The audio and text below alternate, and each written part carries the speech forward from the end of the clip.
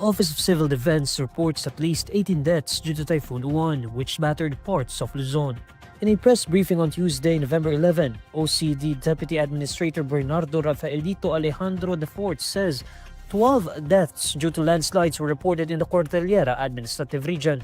He adds that 3 deaths were reported in Cagayan Valley, likewise due to landslides. Meanwhile, 1 person drowned in Bicol and another was electrocuted in Western Visayas. 1 death was also reported in Eastern Visayas. As of Tuesday, 2 people remain missing and 28 others were injured. According to Alejandro, Juan has affected 2.4 million individuals. Alejandro says rapid damage assessment is ongoing, adding that Catanduanes is among the hardest hit provinces. He says Catanduanes suffered major water supply disruptions that could take up to 20 days to address. The Deputy Administrator adds that Social Welfare and Development Secretary Rex Gatchalian is in Catanduanes to coordinate the response. The Department of Social Welfare and Development has sent 10,000 family food packs to augment local stockpiles. Alejandro assures that the national and local agencies remain on full alert to address urgent needs in affected provinces. Malacanang says President Bongbong Marcos frowns on government officials who choose to go on vacation while a typhoon batters the country. The remark comes amid the Department of the Interior and local government's investigation into Cebu mayors who reportedly flew to Europe while Typhoon Tino lashed the province. In a briefing on Tuesday, November 11, Palace Press Officer Claire Castro was asked whether Marcos finds it morally acceptable for officials to go out of the country when there is a typhoon. Unang-una sa Pangulo, hindi po niya gusto to. Hindi niya po gusto na ang mga liderato ay chill lang. So dapat ang trabaho ay para sa taong bayan. Kasi ang taong bayan umaasa po sa gobyerno, lalo na sa mga ganitong klaseng sitwasyon at kondisyon. So hindi pwedeng sabihin lang na chill lang palagi dahil dapat trabaho, hindi bakasyon.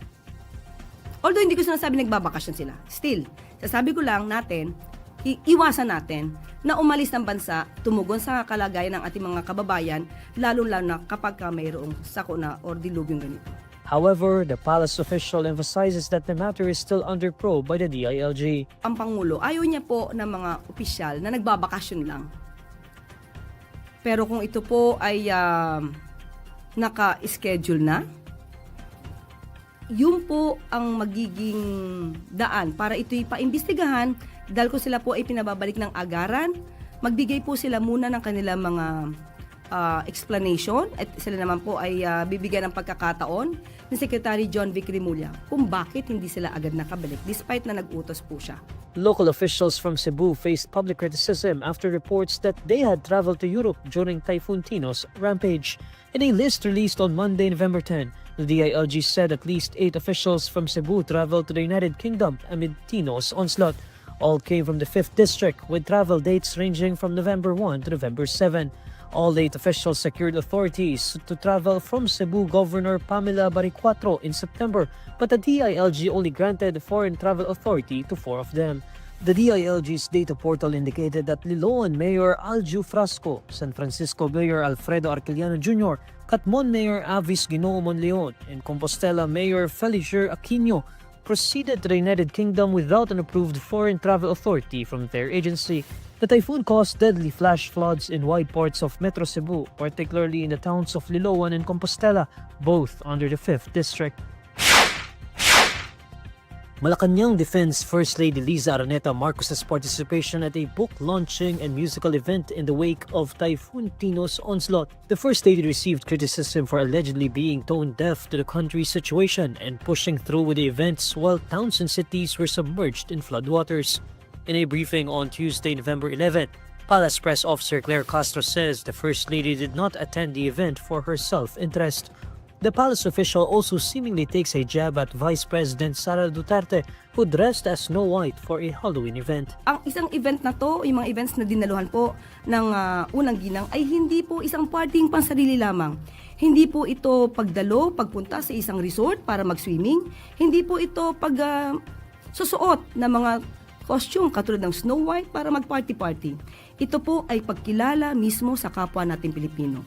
Habang ang Pangulo naman po at ibang mga cabinet secretaries ay tumutugon sa mga pangangailangan ng ating mga kababayan. Araneta Marcos attended a book launch of Philippine First Ladies Portraits and a Goldenberg concert series musical event. Both were held in Malacanang on November 6 and 7. In further defending Araneta Marcos' actions, Castro notes that these activities recognize the previous First Ladies of the country and promote Filipino talent. Pag sinabi po natin book launching, dapat malaman natin ano ba nilalaman ng libro na ito. Ito po ay pag-angat, pagkilala, pagpupunyagi sa mga nakaraang First Ladies ng bansa. Ito ay pagkilala sa mga angking talino, kagalingan, naiambag ng mga kapwa nating Pilipino.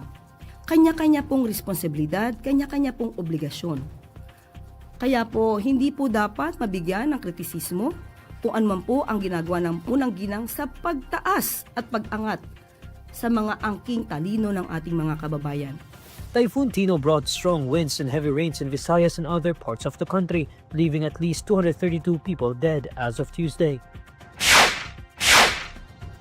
The team of former President Rodrigo Duterte is requesting to disqualify 2 court-appointed neuropsychologists from his case in the International Criminal Court. The 2 neuropsychologists are part of a 3-member panel of medical specialists for the health assessment of Duterte. Their identities have been omitted from the public document. The pre-trial chamber won on September 24 named the final team of neurologists and psychiatrists who would look into the condition of Duterte. They will determine whether Duterte is capable of exercising his rights to a fair trial. In a redacted document dated November 7, the defense first sought the immediate revocation of the appointment of an unnamed female neuropsychologist. The defense cited her active and ongoing suspension from her medical practice. According to the defense, the suspension was imposed by an undisclosed professional regulatory body of which the expert was a member. The defense slammed the doctor for not informing the ICC registry, the division of the tribunal that handles the accredited list of medical experts, of her supposed suspension. Duterte's camp says the expert who displays supposed open contempt for judicial proceedings should not provide their expertise at the ICC.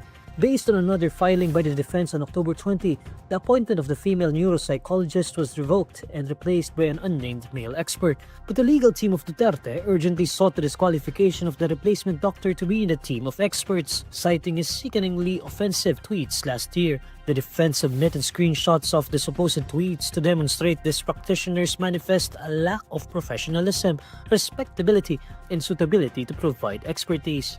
They were redacted in the public document.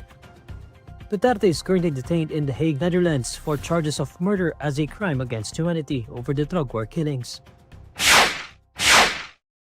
Senator Jinggoy Estrada says Chief Presidential Legal Counsel Juan Ponce Enrile is now in an intensive care unit suffering from pneumonia. Citing a source, Estrada on the Senate floor says Enrile has slim chances of surviving. I have just received a very, very sad information that our former colleague, former Senate President Juan Ponce Enrile, is currently in the intensive care unit of an undisclosed hospital suffering from pneumonia. And I heard from a reliable source, a very, very reliable source, that he has slim chances of surviving.